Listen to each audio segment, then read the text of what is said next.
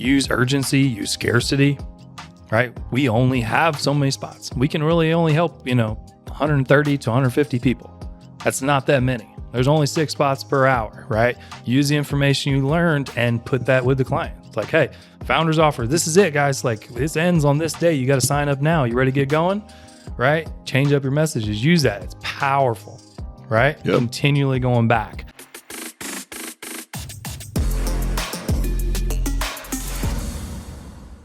Matt. What's happening? Good, man. Just talking about how screwed up our Instagram algorithms are, and I'm going to leave it at that. God, that's yours, not mine. No, you start sending me stuff now. That's all I get. You hit me originally, and then 2 years later, that's all I get. Nothing but golf and barbecue on mine. Really? Did you watch the Saturday Night Live one I sent you?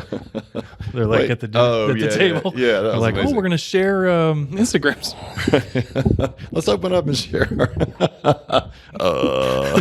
Throws it in the soup. Doesn't work. Right. All right. Well, thanks for that, Rick. Yeah, exactly. What, you have a dad joke? I do. What do you got? I feel like we've used it, but I liked it anyway. Probably. What's Forrest Gump's password? Gen A? I don't know. 1 Forrest 1. Oh, God. We have not. I would have remembered that. That is pretty good. That's better than I usually do. One false run. So, would you like? I'm not indecisive. Would you say I'm indecisive? No. I mean, unless you want me to be. God. Worst dad joke ever. Like, I don't think I'm indecisive unless you want me to be. There's no political play there. No, that's way beyond me. Yeah, that's very weak. Busy? It's not current events. It's like I have other things to think about. Shockingly, I know this week. Yeah, busy. Amp on the table. All right, what are we talking about today, Matt?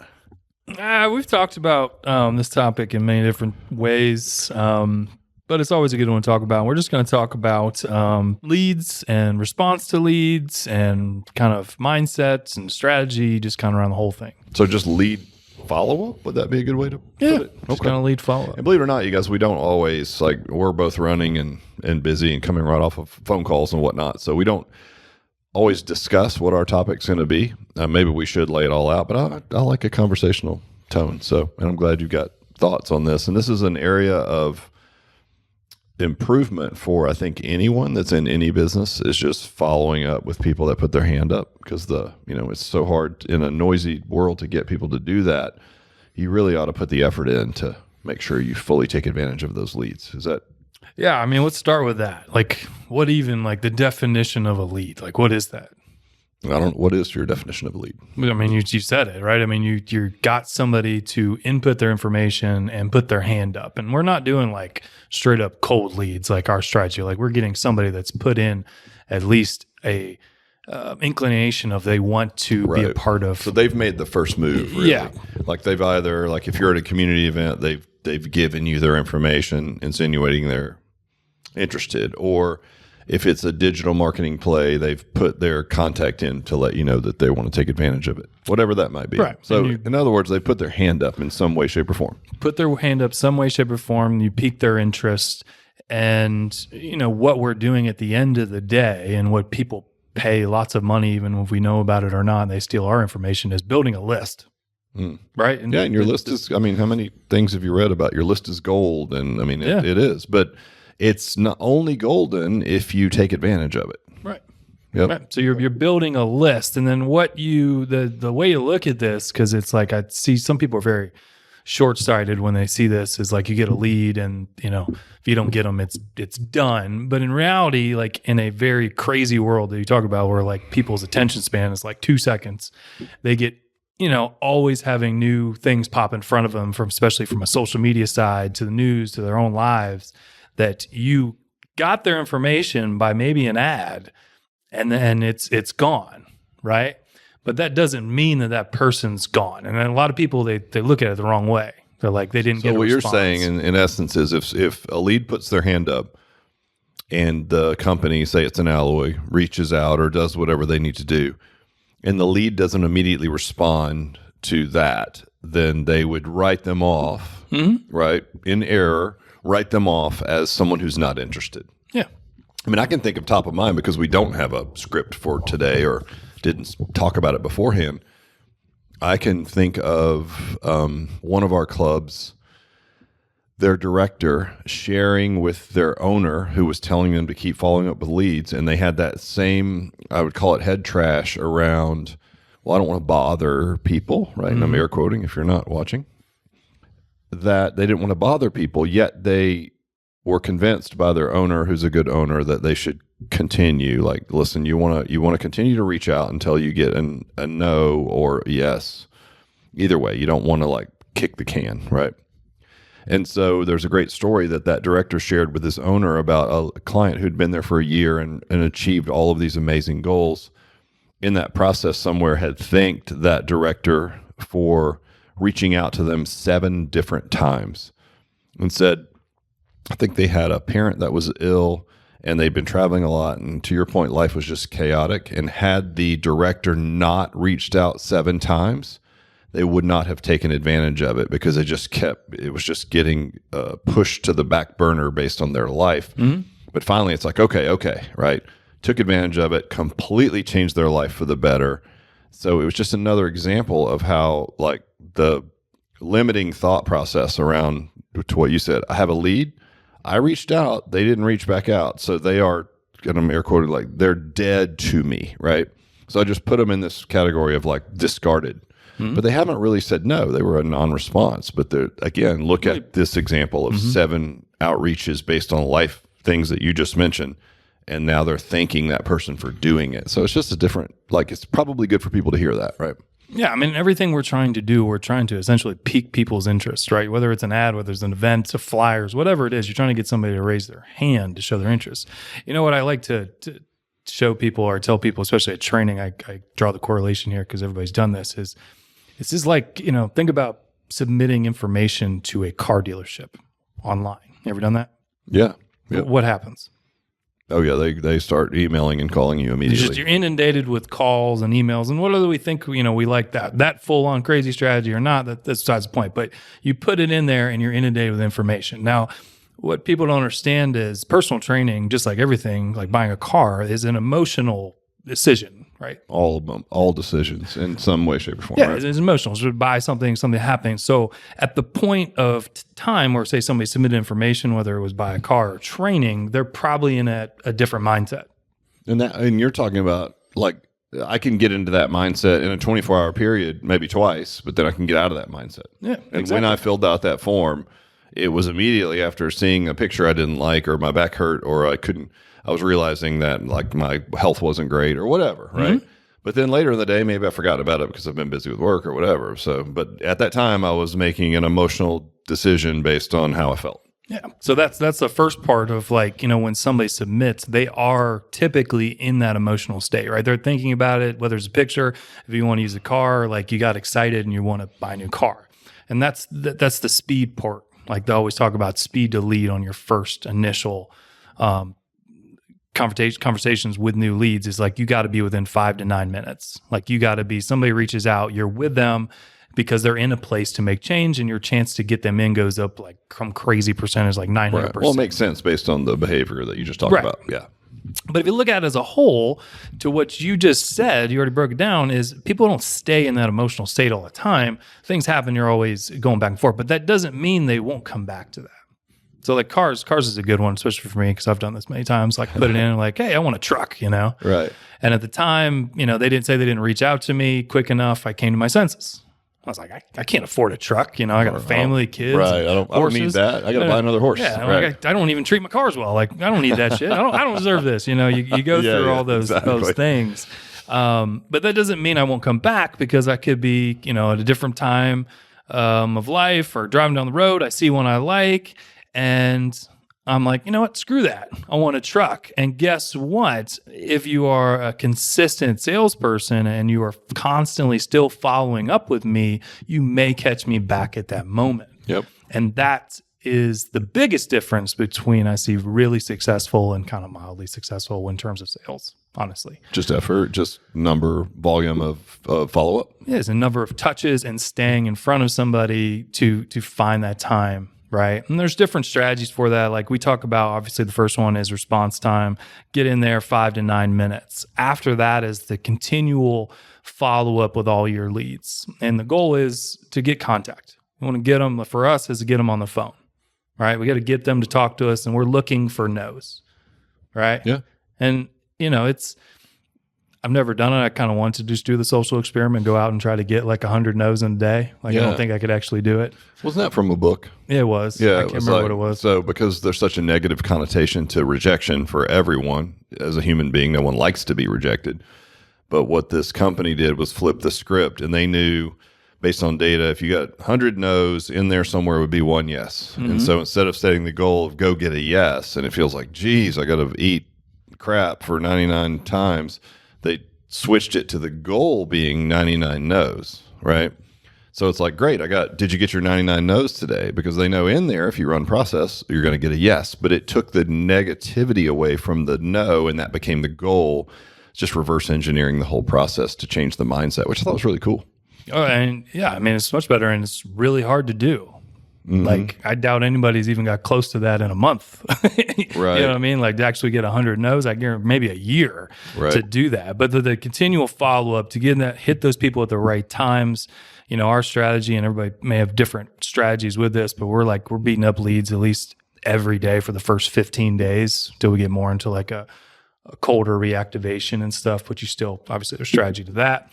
But we're beating them up. And here's a couple key points to this, and this is taken from some other Z's, is when you follow up, you want to do it in multiple different ways, right? It could be phone calls. It could be text messages. It could be emails. It could be also through social media. I know some people have some good luck with that.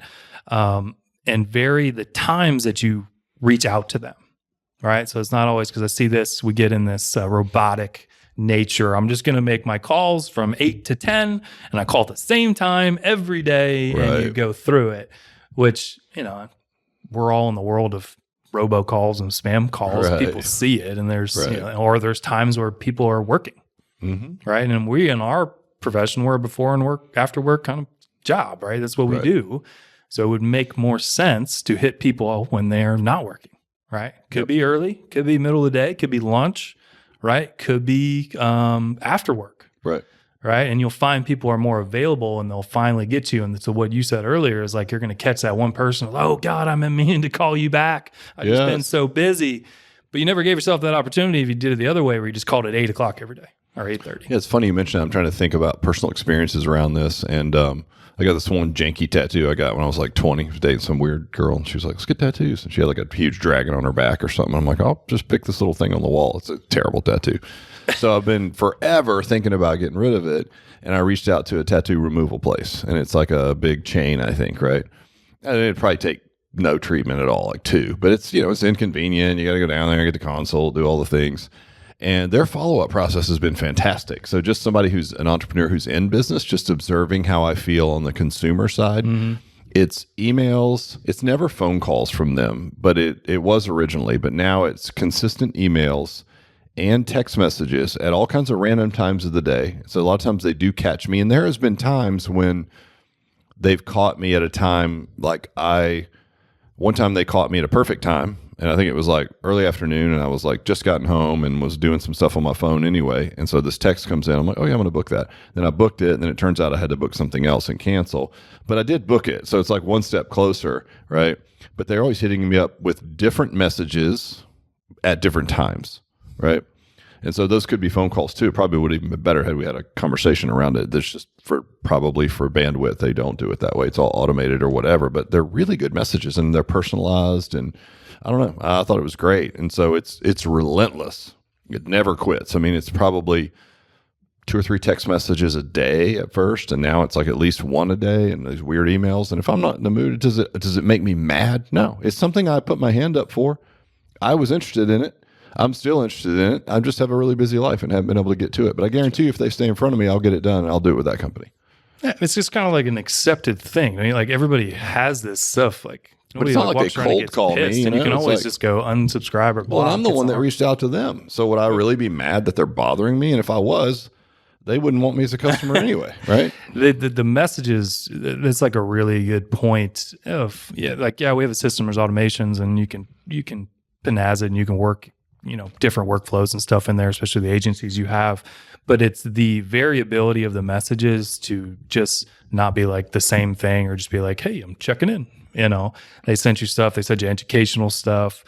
From our standpoint, we could send, it could be our newsletters. It could be invitations to events. It could be informative things. It could be any personal, maybe you did already talk to this person. Maybe it was personal information I could actually get to like more at that level. And that's what makes the difference. Well, like when I had to reschedule based on a work event, then the messages changed to be more specific to me and say, hey, listen, I know you had a work thing that came up. You're really busy, as we all are, but like, let's try to find a convenient time for you. That's different than what they were sending before, because now I'm somebody who booked and canceled. Yep. So now I'm in a different category, right? Yep. But it was probably automated, a good deal of it, but it always had a name of the same name of the same person, even if it's just the manager who's not actually sending them. It doesn't matter. It feels good on my end. So I really appreciate the follow-up. Not offended at all. Doesn't bother me. If anything, it always reminds me like, golly, I need to get that done. Golly, I need to get that done. Well, think about exercise. Like everybody in the world knows they need to do it. It's a win thing, and it's really easy to put it off because it's effort. It's got a 4-letter word in it, work, right? It's not immediate. What's gratification. Exactly. So it's really easy to put that off, I think, over time. But I guarantee you, when you're getting those good messages, that you're probably thinking like, oh, I need to call this person back, or I need to do that, right? Yeah. Just got to catch them at the right time. But you're not like pissed. And that's the mindset. Like people go and they're like, I'm bothering them. Like they're not bothering. Why is that? Do you think I had Laurel on the podcast. So that podcast will be out by the time this one comes out. Laurel is one of our franchisees in Scottsdale. And she talked about the head trash around the fear of rejection and how she had to read a few books, which she cited on the podcast for those of you guys, hopefully you've already heard it. Rejection-Proof. Yeah. If you didn't hear it, go buy it. Yeah, that's it. And she even talked about, she gave it to her manager, right, her director, in our terms. And she said, man, I wish you'd given me this before. Like this affects like every area of my life. I mean, it really does, right? Because you're not afraid to ask for things. When we looked at speakers for conference this year, even though the one speaker that I really liked that I've seen made a documentary on like just fear of rejection and how paralyzing that can be in all these areas of your life that you don't even ask for things, right, that are right in front of you.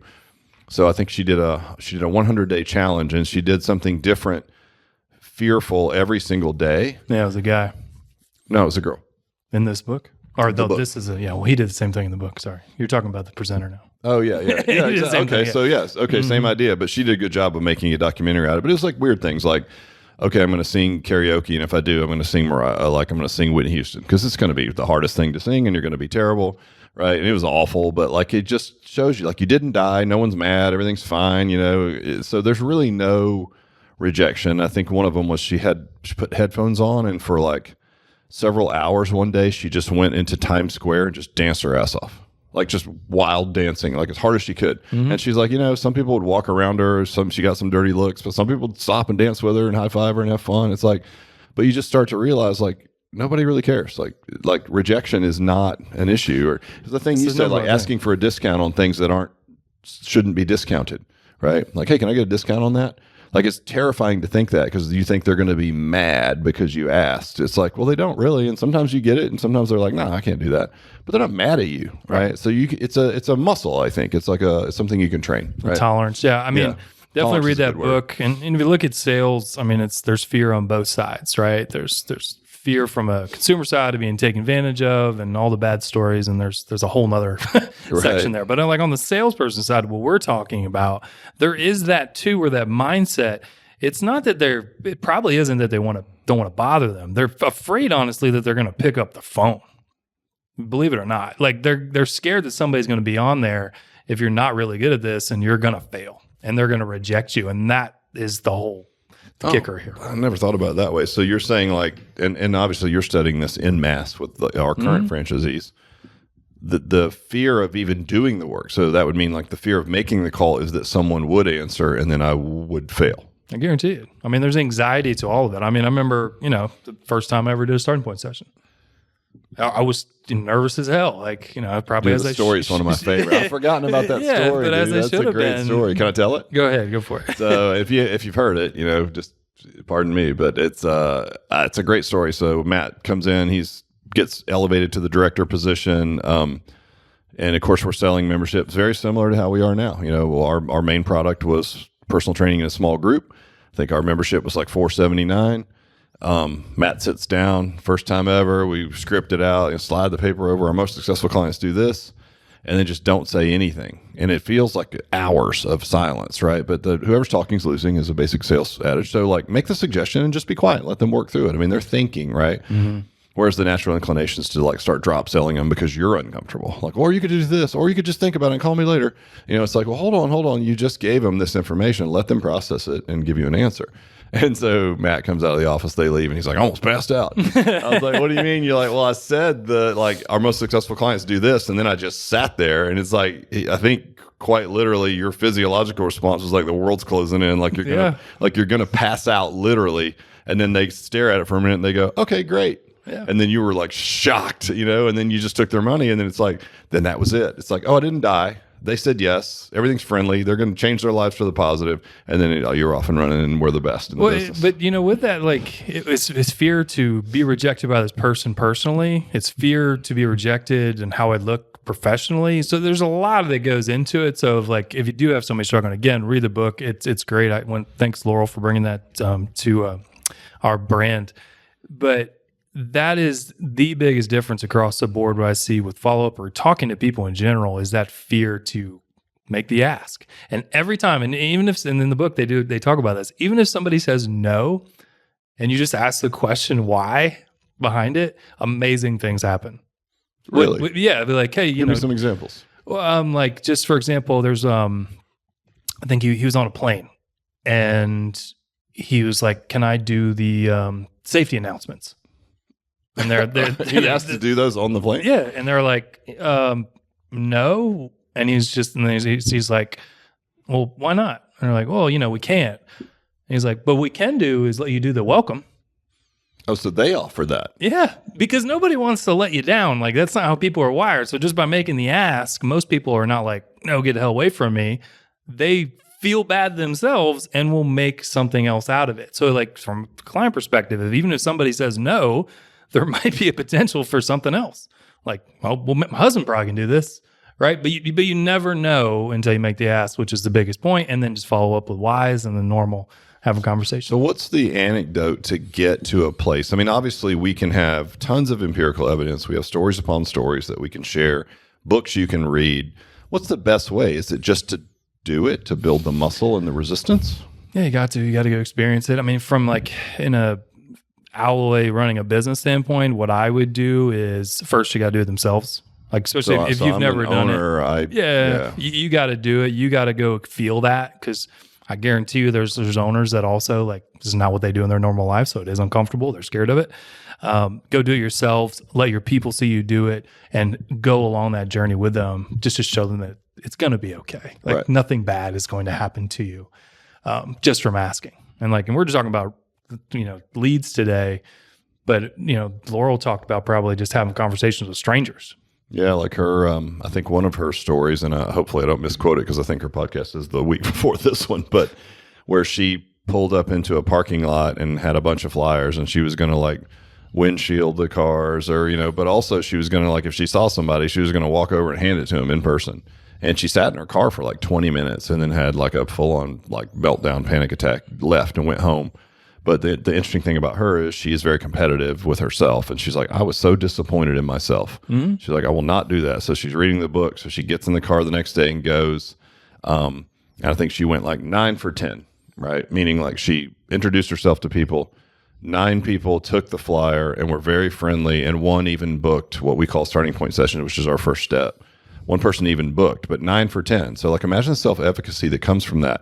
I mean, I know this gets a little bit out of the scope of what we're talking about, but I think about what can this do to your whole life? All kidding aside, there's so many people who don't even ask to advocate for themselves in any way. Nope. What if you're single and you've got somebody that you really, really, really like, and all you want to do is just ask them out for a cup of coffee, but you don't because you're paralyzed with fear, right? And then somebody else who, for whatever reason, doesn't have that, and ask them out, and then they never even knew that you liked them or what. There's so many applications in life. I know it's kind of corny, but it's not, dude. It could be your whole life. You have to ask for what you want, and even if it seems unreasonable, we have a great strategy here that we employ corporately that really keeps things in perspective with franchisees. And it's this: I'll never get mad if you ask, as long as you agree to not get mad if I say no. That means you can ask me anything you want, the wildest thing out there. I'm never going to be upset about it, right? Now, I might not say yes, but that's okay too. And we're still friends and we're still partners, franchise partners, and all the things, right?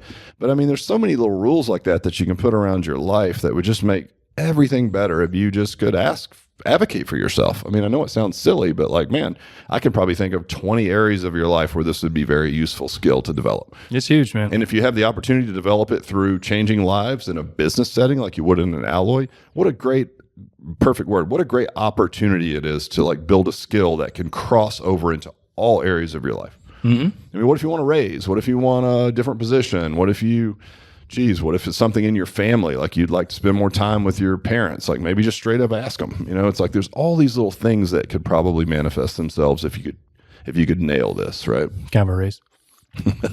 And like I said, I won't get mad if you ask, as long as you don't get mad if I say no. Why not? Well, why? I tell you what, I'll give you see this Celsius? I've got an extra one. I'll give you that. How about that?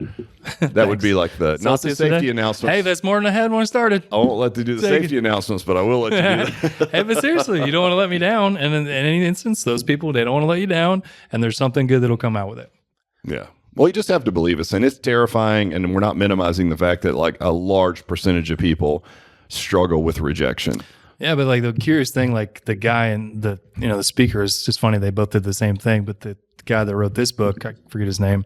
Obviously he was scared to death of it, and that's why he did it. And same with her. Like she felt like fear of things, whatever, was keeping her from her full potential. It took him like 2 or 3 times before he was just like, meh. He was okay. So like, it's not even like it takes a million reps. Right. It took him a couple times. 5 to 10 calls, and you're like, all right, and you get 5 no's or 10 no's. You're like, that's cool. That didn't kill me. No, they weren't even mad. Nope, not even mad at all. So back on that was good. Side talk. Sorry, there. Yeah. But overall, like we talk about follow up, changing your times, changing how you reach out to them, calls, texts, email, social media, those kind of things. Other things, keep notes of who you have talked to for future follow up. Keep the messages personal. Like our system, you can keep notes. There's all that good stuff, and that'll enhance your chances. When you do respond with certain things, or you want to have a clear call to action, right? Like, give me an example. Like for us specifically. Like if you're ready to do this, sign up now. Tell me yes right now. Like some clear, like the customer understands how to get started. Right. It's not like they don't have to figure it out. And it's like very intuitive for us, but for someone brand new to fitness or this style of business, they may not know how to move forward. That could go anything. Like if you have a newsletter or anything, like you need a clear call to action of how this person, they read it. How do I get started? To get started now, click this, flip me into information, right? Those kind of things. For our brand, it's huge. Use urgency, use scarcity, right? We only have so many spots. We can really only help, 130 to 150 people. That's not that many. There's only 6 spots per hour, right? Use the information you learned and put that with the client. It's like, hey, founder's offer. This is it, guys. Like this ends on this day. You got to sign up now. You ready to get going, right? Change up your messages. Use that. It's powerful, right? Yep. Continually going back. And then just overall, you got to be organized with this. Like I've seen pre-sale clubs with over 1,000 leads, and we have a system that can manage it, and there's pipelines and all this stuff. But if you're not managing this, keeping good notes, there's no way that you can constantly get contact with people where they should, or even know how to go back to people. And something I don't think we do, we're going to work on this to do well enough to figure out how many new members we get from different time frames, I should say. But when you say time frames, what do you mean? Something like I've done this a couple times, looked at clubs and just looked at new member acquisition for a month. And a lot of people would probably be surprised to see that they got new members that were leads 3 months ago, 6 months ago, 9 months ago, and they probably didn't even knew it. And honestly, they didn't know because somebody just resubmitted information. They clicked on the ad again, or they went through the website again, but they actually did it already once. Well, imagine, so to your point, they had to go the extra mile. Imagine how many people are lukewarm. It won't go the extra mile to resubmit, right? But if you were constantly in front of them, would say yes. Mm-hmm. Yeah, that's crazy. And I mean, how bad do you have to be in there to resubmit again? Yeah, I mean, well, that's why you have social media ads, again, events. Like there's lots of different ways to make those points of contact. What we've talked about already. I mean, I think it takes probably 13 to 15 points of contact to this day and age, maybe even more for people to and actually. It could be organic social media. It could be a sign. They meet you at an event. They see an ad on Facebook. I mean, there's a million and one ways. So staying in front of them, with the automation and other things you're doing, you're constantly following up. Newsletters, those kind of things. Yeah. Your list is gold. Yeah. List is gold. But if you do all those things, odds are you're going to be probably doing pretty well. Well, and look, we have a story from Trent, a shout out to Trent up in Michigan, right around the Detroit area. He was sitting in his original club somewhere at, again, for us, a good club is 130 or a full club's around 150. And he was sitting, if I remember correctly, at 115, 120, just sort of stuck there, And well, I mean, he took over as 100. The newest one, or I'm talking about his original club, even. Oh, his original club when he bumped it. He's actually probably in the 80s. Yeah, so he's kind of like in that stuck position, and all of a sudden he just rockets to full 150. And on the owner's call, people are like, "What'd you do?" And he's like, "I just contacted my leads more diligently, like every single day, until they either said yes or signed up." And Trent has this strange ability. He seemingly oversimplifies, but there's really, I mean, obviously it's one of our core values, so we believe in it. But he just runs the process, and then he just does the thing. So part of it is like, well, if following up with leads is the way to get them in here, and I've got 1,000+ leads here, I'm just going to follow up every day until they're like, "Nah, hey man, like I'm good, leave me alone," or like, "Yeah, come on in." And that's how he filled up his gym. And it was funny because the other owners that were like, "Well, what else? What else was there?" He's like, "Just that." Again, 4-letter word, work. It's hard, but same thing. So he acquired a club from one of our other franchisees who was doing pretty well, but he owns another business that was getting priority. So Trent bought that because it was close to his market, adjacent, and came in, and he would have been the first guy to have 2 full clubs if he could hit this metric. And he was sitting at like say 115 or so, and it was like, hey, first one to 130 for their second club, and there was like a little bit of a race between him and a couple other franchisees. And what did he do? Just got on the phone and called all of his leads, and over and over and over and over, and within like a matter of a few weeks had the full club again. It's like it's but there's nothing other than that. Right. Yeah. I mean, he didn't do, and he'd be a good podcast. I want to do a separate call with him actually and record it. But he took over that club a couple months ago at around 100 members. So he grew it, 30 members in 2.5 months, I think, something like that. Right. And this is good to hear because that's an existing location. So it's not a pre-sale. There's not floods of leads. He had normal lead flow, probably 75 to 100, maybe even less, honestly, and existing list. Right. And he worked the list. He worked the members. He even told me he was, and this is the relationship we can have with our clients. And this is so funny. And this is how I'd even do it. He even told one of the members that he's in a competition with another alloy and to beat them in terms of growth, if they could send him a referral. And they did. They did. That's awesome. And like you say, oh my gosh, that's so whatever. Oh, wait, hold on. This person wants their club to win. They want their trainer or director, manager to win, right? And the person they referred is now getting a shot at getting in the best shape of their life. So it's really a full-on win-win, maybe win-win-win, across the board. Yeah, you bettered somebody's life, you helped your team, and you got just love it. But just to ask. Yeah, just ask. And he does it. He comes more probably in a way that I'd be like, he talks to people. He comes from a genuine curiosity of helping them. And he's just, straight to the point and wants and just asked what we just talked about. Like, hey, you want to come in? What you want. Yeah, and he did it. And there was no tricks. And I'm not saying there's not lots of other things you can do, because obviously there's marketing, there's a million other ways, but that was it. Like, he literally worked his list, followed up with his current leads. So he's in a mature club with an existing list, and he's got the normal mature club lead flow, which isn't the volume of a pre-sale. And what he did, not all he did, but what he did was work his list until he filled up his From an acquisition standpoint, he added, probably obviously more than 30, because there was some loss inside of there. I mean, there's obviously more to like taking over a club, and that'd be a good another podcast too. But he did that just from acquisition. So the reason I like that is because for anybody that does ever feel stuck, it's like you're not. This is the exact same thing that other people can be at. And there wasn't like he dumped $12 million into marketing. He just worked what he already had. Well, I think it goes back to your original statement with the mindset of, if a lead came in if the mindset is if I don't get them right away, not like I don't call them response time, but if I don't get them to sign up immediately, they're sort of a dead lead. And I just put them into this like graveyard category. Well, they're not. It's, again, we always say we can put the right ad in front of the right customer avatar because we've got all that nailed. But the when is the question, right? We don't know when. It's that picture or that backstory, whatever those things are. Well, you have to stay in front of people then to do that.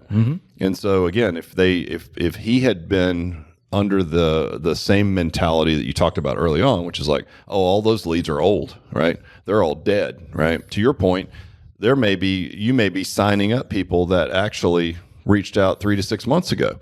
Well, you'd be signing up a lot more if you proactively reached out to them. You know, even if it's like, hey, I saw you reached out like 6 months ago. How are things going? Did you ever find a place to work out, or how's your fitness goals going? Yeah. Right? It's like I'm showing some interest in the person. I'm genuinely curious. Like, what'd you end up doing? We talked about both you and the guy before you, Joe, who are to me the two best ever to sit in that seat that I've ever met. Even if somebody came in and like it just turns out the timing was off, or maybe they somehow wandered in and didn't figure out that personal training's expensive and they had sticker shock, whatever that was, they would always leave with sort of a plan of attack, which I was really proud of that. Like, look, I know that you can't afford it, but like, okay, but I want to help you. So here's what I need you to do. Like, I want you to join a Planet Fitness. It's only $9 a month, right? Go in, do a full body workout a couple days a week, do some more walking, work on this for nutrition. If you can just nail that, you're going to be in a much better place. So they left with sort of like some knowledge and a plan of attack. I can't tell you how many of those people, if their situation changed, they would come back. More often than not, though, they would refer someone from work or something else because, like, they loved us, right? Because we cared, right? Yeah, it's not like you go in to buy something and that person can't service you and they give you an alternative option. But if you really care about people, it's an easy thing to do, right? So anyway, if the effort is rooted in care for people, it's much easier to understand. And then if you can shake the head trash of rejection as being a bad thing, it's just part of normal interaction, then you're good to go. And I mean, I'll tell you, man, that'll bleed over in every other area of your life.